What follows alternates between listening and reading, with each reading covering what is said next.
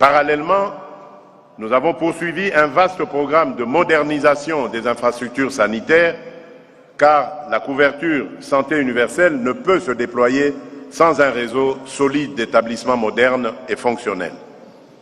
Ainsi, l'hôpital général de référence de la Mouya à Mbujimaï a été totalement rénové, tandis que d'importants travaux de réhabilitation et d'équipement se poursuivent au centre hospitalier universitaire de Kinshasa, ex-Mamayemo, et à l'hôpital général de référence Jason Sendoué de Lubumbashi.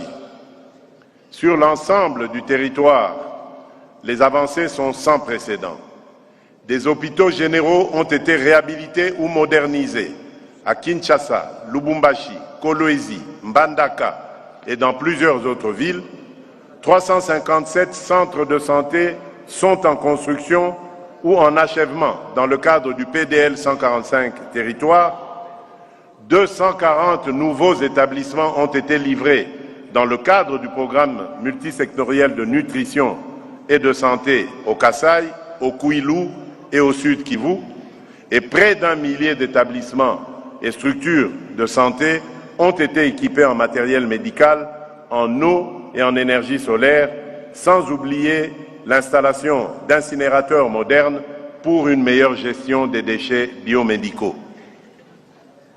Ces investissements ne sont pas de simples chantiers. Ils traduisent une conviction profonde. Moderniser un hôpital, c'est renforcer un droit. Construire un centre de santé, c'est rapprocher la République de ses citoyens. En matière de sécurité sanitaire, nous avons consolidé notre capacité de riposte grâce au Centre des opérations d'urgence de santé publique qui a permis une coordination plus rapide et plus efficace face aux épidémies. Notre pays a ainsi suivi et pris en charge simultanément plusieurs menaces majeures, choléra, rougeole, mpox, peste, tout en adoptant un plan stratégique multisectoriel d'élimination du choléra, signe d'une approche désormais anticipative et plus structurée. Je voudrais souligner un fait marquant. La République démocratique du Congo a une nouvelle fois démontré sa maîtrise des crises sanitaires en parvenant à contenir et éradiquer une flambée d'Ebola en un temps record, confirmant notre contribution à la sécurité sanitaire régionale et mondiale. Nous avons également poursuivi la lutte contre les grandes endémies avec des résultats significatifs. Pour le VIH, une nette progression de la cascade de prise en charge. Pour le paludisme, 29,1 millions de cas pris en charge avec des performances élevées de dépistage et de traitement. Pour la tuberculose, plus de 291 158 cas dépistés avec un taux de succès thérapeutique de 95%.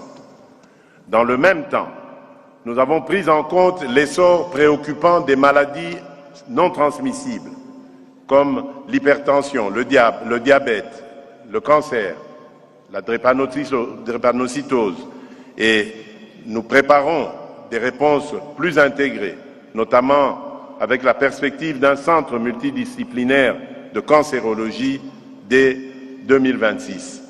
Enfin, l'année 2025 a posé des jalons importants vers une souveraineté pharmaceutique et un financement plus solide du secteur avec la production locale de 40 000 cures de tuberculostatique par une firme congolaise, l'installation de 13 unités de production d'oxygène médical dans 11 provinces, ainsi que le renforcement du financement domestique à travers la taxe de promotion de la santé et la mise en place progressive de mécanismes d'assurance maladie obligatoires.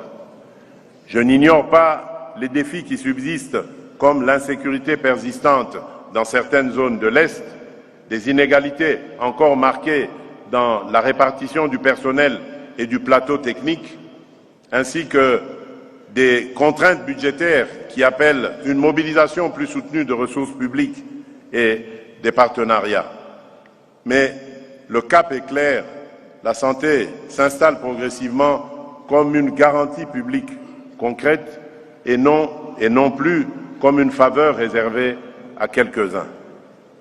En 2026, notre objectif sera d'accélérer le deuxième palier de la couverture santé universelle, d'étendre la gratuité des accouchements et des soins néonatals à l'ensemble du territoire, de renforcer notre planification différenciée par province à travers le Master Plan Santé 2026 et de consolider la transformation numérique du système afin que la décision publique s'appuie sur des données fiables, accessibles et transparentes.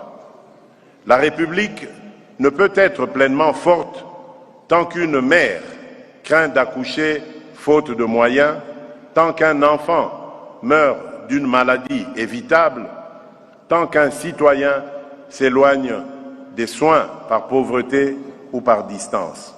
C'est pourquoi, avec le gouvernement et l'appui de nos partenaires, nous poursuivrons sans relâche la construction d'un système de santé digne de notre peuple, à la hauteur de notre ambition nationale et de notre souveraineté retrouvée. Honorables députés nationaux et sénateurs, Mesdames et Messieurs, la solidité de notre action sociale tient avant tout à la qualité et à la performance de l'administration publique qui la met en œuvre. C'est dans cet esprit que nous avons, en 2025, franchi une étape décisive dans la réforme de la fonction publique. Nous avons achevé un chantier historique, l'identification biométrique de l'ensemble des agents de carrière des services publics de l'État sur toute l'étendue du territoire national et jusque dans nos missions diplomatiques, assorties de la publication d'annuaires alphanumériques en format papier et numérique. Pour la première fois, l'État dispose d'une vision précise et exhaustive de ses effectifs, qui sert la nation, où et à quel titre. Dans le prolongement de cette avancée structurante, nous avons relancé la mise à la retraite avec plus de 15 000 agents admis à faire valoir leurs droits dans des conditions améliorées d'indemnité de fin de carrière. Nous avons engagé un rajeunissement qualitatif de l'administration en renforçant la formation initiale et continue à travers l'École nationale d'administration. Nous avons poursuivi la mécanisation massive des agents aux salaires et primes dans le cadre d'une nouvelle politique salariale et de la réforme de la sécurité sociale des agents publics. Nous avons accéléré la numérisation et la simplification des procédures afin de rapprocher les services publics du citoyen et de réduire les délais et les tracasseries. Nous avons promu l'égalité de genre et l'inclusion professionnelle des personnes vivant avec handicap au sein de l'administration.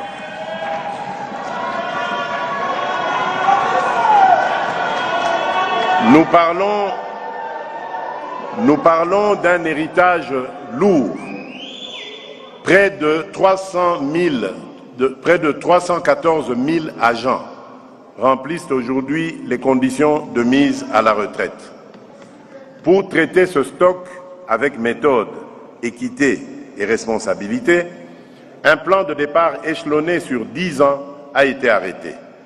Il vise à organiser la relève, à promouvoir un rajeunissement fondé sur le mérite et à préserver dans le même temps la soutenabilité de notre masse salariale. S'agissant du pilier essentiel du travail, depuis 2019, nous avons fait le choix de reconstruire la République en redonnant toute sa place à une économie créatrice d'emplois décents, à une régulation qui protège les travailleurs et à un État qui assume pleinement sa responsabilité sociale. Les avancées sont réelles, même si elles demeurent insuffisantes au regard de l'ampleur de nos défis. D'abord, nous avons posé un acte de justice sociale longtemps attendu. la revalorisation historique du salaire minimum interprofessionnel garanti, le SMIC, de 7 075 francs congolais en 2018, il est passé à 14 500 en 2025. Et dès janvier 2026, il atteindra 21 500 francs congolais. Ce n'est pas un chiffre abstrait, c'est un droit consolidé et un soulagement concret pour des millions de foyers. Ensuite, nous avons entrepris de rétablir l'ordre et l'équité sur le marché du travail. L'Office national de l'emploi, l'ONEM, est en voie de modernisation, les contrôles sont renforcés et l'assainissement des services privés de placement se poursuit. Dans notre pays, nul ne devrait travailler sans contrat, sans droit, sans protection. C'est une exigence républicaine. Enfin, un progrès majeur a été réalisé en 2025. La couverture santé universelle a été étendue aux travailleurs du secteur informel, qui représentent une part essentielle de notre force productive. C'est une étape décisive vers une protection sociale plus inclusive et plus juste. L'année 2026 devra marquer un changement d'échelle. Les résolutions adoptées lors de la table ronde nationale sur l'emploi et l'entrepreneuriat des jeunes deviendront la colonne vertébrale de notre politique nationale de l'emploi. C'est dans cet esprit que le pacte national pour l'emploi et l'entrepreneuriat des jeunes entrera en vigueur et servira de feuille de route à l'ensemble des institutions publiques. Ensemble,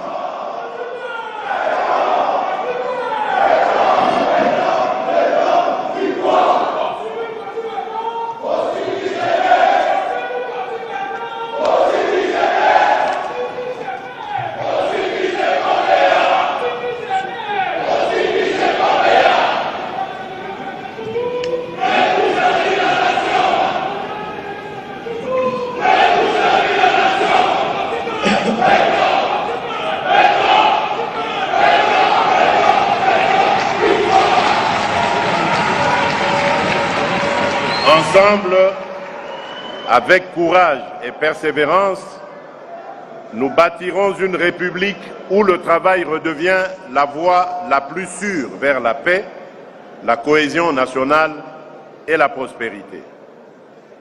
Honorable Président de l'Assemblée nationale, honorable Président du Sénat, honorables députés nationaux et sénateurs, distingués invités, Mesdames et Messieurs, mes très chers compatriotes, l'état de droit n'est pas une proclamation.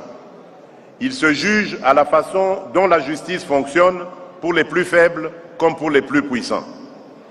Au cours de l'année, le gouvernement, en étroite collaboration avec le Conseil supérieur de la magistrature, a poursuivi la transformation progressive de notre système judiciaire, conformément au plan national stratégique de développement, au programme d'action du gouvernement et aux recommandations des États généraux de la justice. Concrètement, l'inspectorat général des services judiciaires a été transformé en inspectorat général des services judiciaires et pénitentiaires avec des attributions clarifiées et des moyens renforcés afin d'assurer un contrôle effectif sur les magistrats et le personnel judiciaire. Des sanctions disciplinaires significatives ont été prises contre les magistrats et autres agents fautifs, en particulier dans des dossiers de spoliation foncière et immobilière, traduisant notre volonté de rompre avec la culture de l'impunité au sein même de l'appareil judiciaire.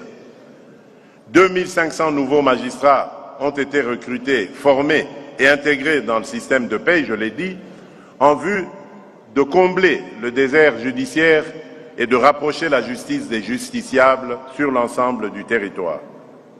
Ce mouvement de fond vise une magistrature plus intègre, plus disponible, plus professionnelle, capable de restaurer la confiance de la population. l'État a investi dans des infrastructures judiciaires dignes de ce nom: construction du palais de justice de Kalemi, construction du siège de la Cour constitutionnelle, réhabilitation du palais de justice de Mbandaka et du tribunal de grande instance de Tshikapa, construction de prisons modernes à Mbandaka et à Bunia, réhabilitation et modernisation du bâtiment principal du palais de justice de Kinshasa-Gombe, abritant le ministère de la Justice, le secrétariat général de la Justice, quelques instructions, parquets et autres services judiciaires. La justice ne peut être respectée que si elle se donne à voir comme un service public organisé, accessible et moderne. Plusieurs chantiers normatifs majeurs ont été engagés ou poursuivis. L'avant-projet de loi organique modifiant la loi numéro 13/011-B du 11 avril 2013 sur l'organisation, le fonctionnement et les compétences des juridictions de l'ordre judiciaire afin d'intégrer les conclusions des États généraux de la justice, l'avant-projet de loi fixant les principes fondamentaux de la justice transitionnelle transmis au bureau de l'Assemblée nationale, le plan d'action national de troisième génération relatif à la résolution 1325 du Conseil de sécurité des Nations Unies, élaboré, validé et en cours de vulgarisation. Voilà ce qui a été fait au niveau de la justice. Honorable Président de l'Assemblée nationale, honorable Président du Sénat, honorables députés nationaux et sénateurs, distingués invités, mesdames et messieurs, mes très chers compatriotes, malgré les blessures infligées par la guerre et les convoitises sur nos ressources, notre pays continue d'assumer une responsabilité disproportionnée dans la stabilité du climat mondial.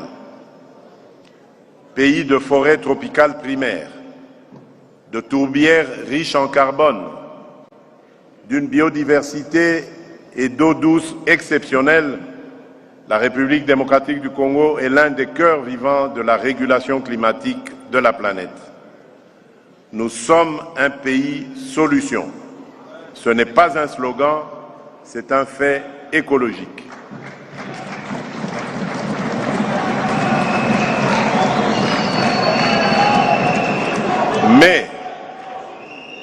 Mais nous ne pouvons plus être un pays solution à crédit moral. Le temps où l'Afrique centrale protégeait en silence pendant que le monde consommait sans compter est révolu. Mais la crise, la valorisation des déchets, avec un paquet d'allègements fiscaux ciblés pour moderniser les filières et soutenir leur viabilité. Ces chantiers installent un cadre moderne, transparent et protecteur des libertés et de l'investissement vert. 2025 restera surtout comme l'année où notre pays a franchi une étape historique avec la création du couloir vert Kivu-Kinshasa, la plus grande aire protégée communautaire du monde. Créée par décret numéro 25/101 du 15 janvier 2025, ce dispositif place la conservation avec les populations au cœur d'un développement sobre en carbone. Une aire protégée à vocation communautaire d'environ 540 000 km², dont 285 000 km² de forêt et plus de 100 000 km² de forêt primaire intacte, articulée, à des corridors logistiques, énergétiques et agro-industriels. L'ambition est triple: protéger plus de 100 000 km² de forêt primaire, créer des emplois et des revenus en substituant l'économie de la guerre par des activités légales et durables, et stabiliser et sécuriser l'Est de notre pays. Les objectifs assignés comprennent la création de 500 000 emplois, la transformation et le transfert annuel d'1 million de tonnes de denrées de l'Est à l'Ouest et la montée en puissance d'infrastructures sobres comme les brigades routières, les solutions d'énergie propre, la conversion des foyers à la cuisson électrique, la production du biodiesel à partir de l'huile de palme, la conception d'un système de transport intégré, incluant le transport fluvial, routier avec une chaîne de froid et une compagnie aérienne dédiée, la Fly Congo River, opérationnelle dès le premier trimestre 2026 pour la logistique et le tourisme dans le couloir. Les perspectives 2026 prévoient l'extension des brigades routières sur 2000 km de routes nationales, la construction de 12 bases opérationnelles avancées de protection civile dans les zones touchées inclusives, transformation en ressources économiques et énergétiques et facilités fiscales pour les technologies propres.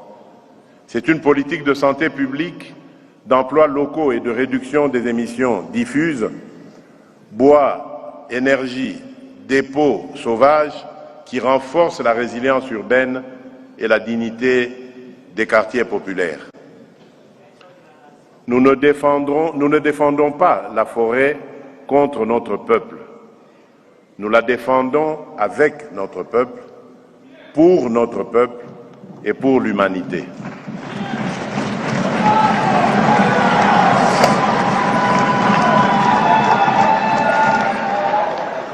Les mécanismes paiement au résultat, le partage des bénéfices, la reconnaissance des droits coutumiers et l'emploi local sont la condition de la durabilité. Sur la scène internationale, nous œuvrons avec le Brésil et l'Indonésie à la consolidation d'une alliance des 3 grands bassins tropicaux. À ce titre, nous saluons l'initiative brésilienne Tropical Forest Forever Facility, TFFF, dont la logique paiement pérenne fondée sur la performance versée avec transparence va dans le sens d'une valeur réelle attribuée aux services écosystémiques et d'un fléchage des bénéfices vers les premiers gardiens de la forêt, à savoir les peuples autochtones, les communautés locales et les gestionnaires d'aires protégées. Nous souhaitons l'arrimage de ce mécanisme aux priorités nationales, en complément des outils que nous mettons en place, comme le Centre d'excellence carbone, le marché interne et l'économie circulaire, pour que chaque dollar mobilisé devienne des hectares préservés, emplois créés et à protéger nos forêts et à accélérer l'adaptation. Si le monde accepte enfin de payer le juste prix de cette protection et de l'action locale. Nous sommes prêts à bâtir une économie décarbonée et inclusive si les promesses se transforment en décaissement et en transfert de technologie. Nous sommes prêts à demeurer un pays solution, mais dans un cadre de justice climatique et de prospérité partagée.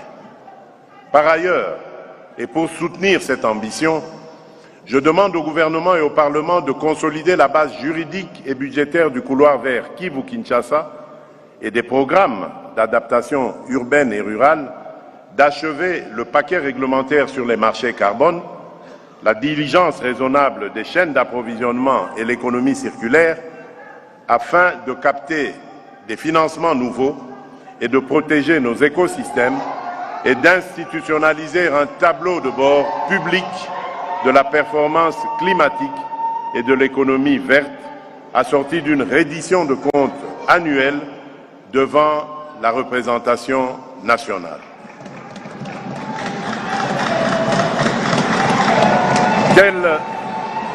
Tel est le sens de notre engagement. Transférer la nature en pacte de dignité pour nos populations. Et la justice climatique en réalité vécue dans chaque territoire de la République.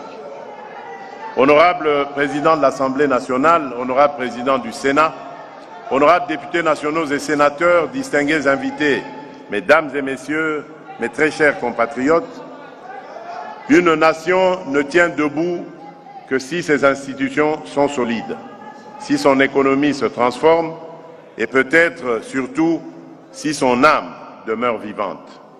Cette âme, ce sont nos langues et nos arts, nos mémoires et nos croyances, nos musiques et nos danses, notre littérature et notre contenu local. C'est là que se forge, par-delà les blessures de l'histoire et les défis du présent, la conscience intime d'être congolais. Cette année encore, nous avons poursuivi la vision que j'ai portée devant vous, celle de faire de la culture et de l'identité nationale un levier de cohésion, de rayonnement et de création de richesses.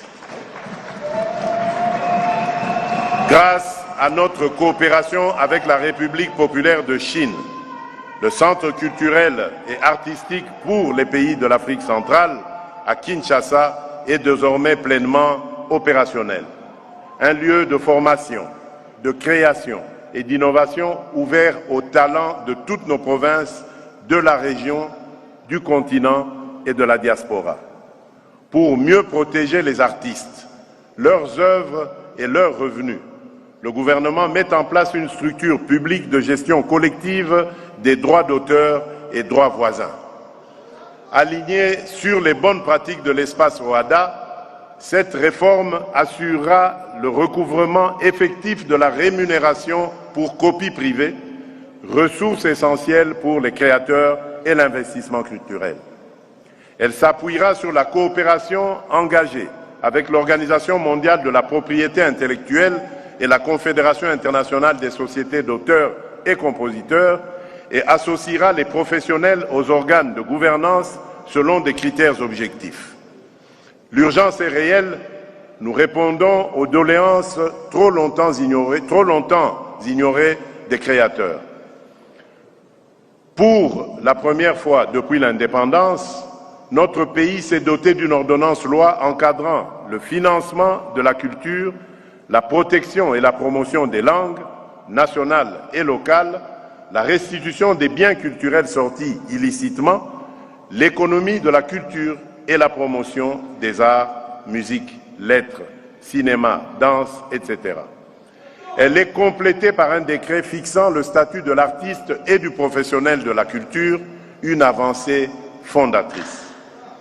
Nous avons renforcé notre présence diplomatique et culturelle en Amérique latine en ouvrant un axe sud-sud stratégique avec le Mercosur, Uruguay, Brésil, Argentine, au service de nos industries créatives. La République démocratique du Congo déploie parallèlement un centre culturel à Paris, attendu d'ici janvier 2026. Ayant co-présidé les consultations africaines au Mondial Culte 2025, notre pays s'affirme comme un acteur de premier plan du multilatéralisme culturel et porte-voix africain pour l'intégration de la culture dans l'agenda post-2030.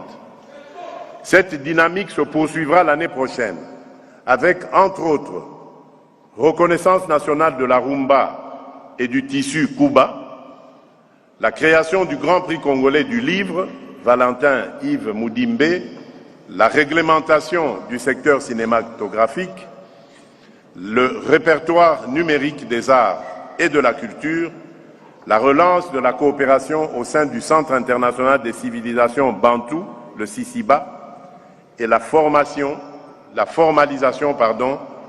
du bureau de liaison de l'Institut Goethe.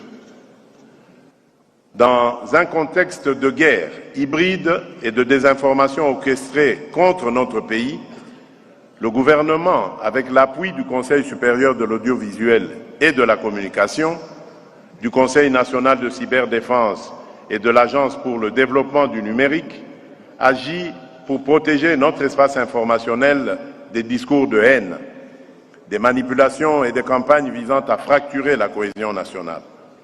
Par l'élaboration d'une politique sectorielle de la communication et d'un avant-projet de loi sur l'organisation des médias, nous assumons une souveraineté narrative qui ne s'oppose pas à la liberté.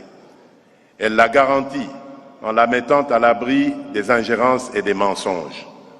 La mise en œuvre effective de l'ordonnance loi numéro 23/009 du 13 mars 2023 sur la liberté de la presse et de l'information, appuyée par des textes d'application relatifs à la création des médias et à l'accréditation des professionnels étrangers, installe un cadre moderne, transparent et protecteur des libertés. Dans le même temps, des mesures fiscales et parafiscales allègent les charges des médias, modernisent leurs outils et renforcent leur viabilité économique, car un média économiquement asphyxié ne peut être véritablement libre. La jeunesse congolaise, cœur de notre identité nationale, est notre première richesse, notre plus grande promesse et notre responsabilité la plus urgente. Dans un pays où elle représente la majorité de la population, notre devoir est de lui ouvrir des horizons, des compétences, des emplois, des financements et une place entière dans la construction de la République. C'est avec cette conviction que le ministère de la Jeunesse, en partenariat avec les services publics concernés, le secteur privé et nos partenaires, a organisé la première édition du Village des opportunités des jeunes, du 3 au 5 décembre dernier, au stade Tata Raphaël. Plus de 12 000 jeunes y ont trouvé un espace concret de formation, d'orientation et d'accès aux opportunités. Plus de 2190 formés, plus de 235 stages accordés, plus d'une cinquantaine de recrutements et plus de 30 jeunes sélectionnés pour des financements ou préfinancements. Ce rendez-vous illustre la méthode que nous voulons généraliser, mettre l'État, l'entreprise et la jeunesse à la même table pour transformer le potentiel en emploi réel. C'est à cette même jeunesse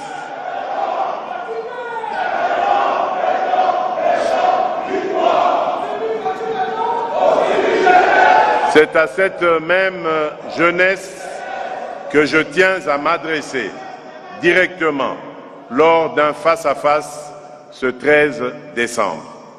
Et c'est à elle que je réitère ce pacte moral. L'État vous doit des opportunités réelles, vous devez à la nation votre énergie, votre excellence et votre loyauté à la République. Honorables députés nationaux et sénateurs, mesdames et messieurs, le sport est pleinement reconnu comme un vecteur de cohésion nationale et de rayonnement international. En 2025, la gouvernance du secteur s'est renforcée avec la tenue d'un atelier national réunissant les ministres provinciaux des sports et la création d'une commission de suivi des résolutions des États généraux du sport. Tandis que notre pays a accueilli pour la première fois l'Assemblée générale de la Confédération africaine de football, un honneur particulier pour la nation. Sur le terrain des infrastructures, la construction en cours de la cité sportive olympique de Kisangani et le lancement des stades de proximité à Kinshasa avec l'appui de l'Agence française de développement dessinent le maillage sportif de demain. Nos athlètes, quant à eux, ont porté très haut le drapeau national en remportant des médailles d'or aux championnats d'Afrique et aux compétitions mondiales, du Scrabble aux luttes associées, en passant par les premiers Jeux scolaires africains et en qualifiant nos léopards à la phase finale de la Coupe d'Afrique des Nations Maroc 2025. L'année s'achève d'ailleurs sur une note festive Après la double performance de nos léopards aux éliminatoires intercontinentaux qui ont eu lieu récemment au Maroc, aujourd'hui, la République démocratique du Congo n'est plus qu'à 90 minutes d'une qualification historique à la Coupe du Monde. 52 ans après notre seule et dernière participation. Je nourris la foi et la conviction que notre drapeau flottera au concert des nations de football en 2026 aux Amériques.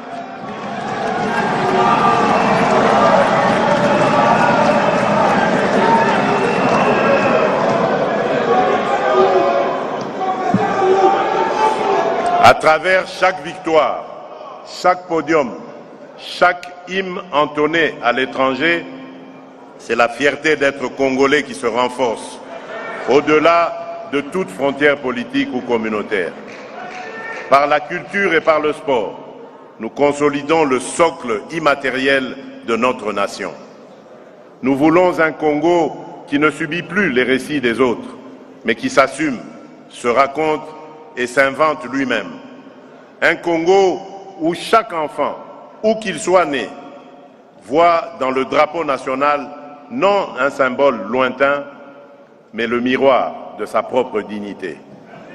Honorable Président de l'Assemblée nationale, honorable Président du Sénat, honorables députés nationaux et sénateurs réunis en congrès, mes chers compatriotes, au terme de ce tour d'horizon, je veux d'abord rappeler une évidence.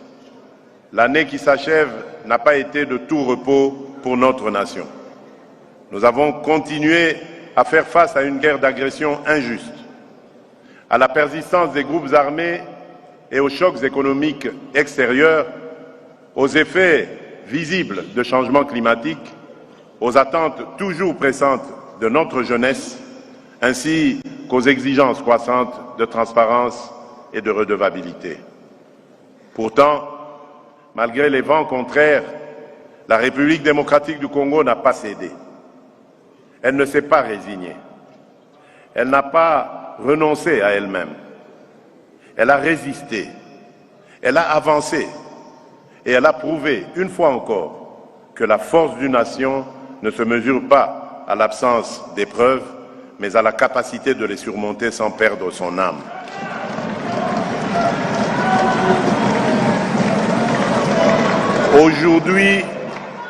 Aujourd'hui, plus que jamais, nous savons où nous allons, avec qui nous y allons et comment y parvenir. Notre cap est clair: protéger, produire, rassembler.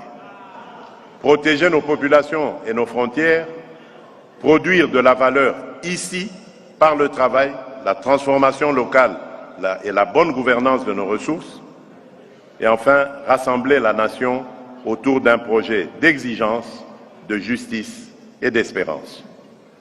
Notre trajectoire de transformation n'a pas encore atteint son rythme de croisière, je le sais. Elle comporte encore des lenteurs, des insuffisances, des retards et des erreurs que nous avons le devoir de corriger. Mais elle est guidée par une ambition stable et intangible: bâtir une République plus stable, plus moderne.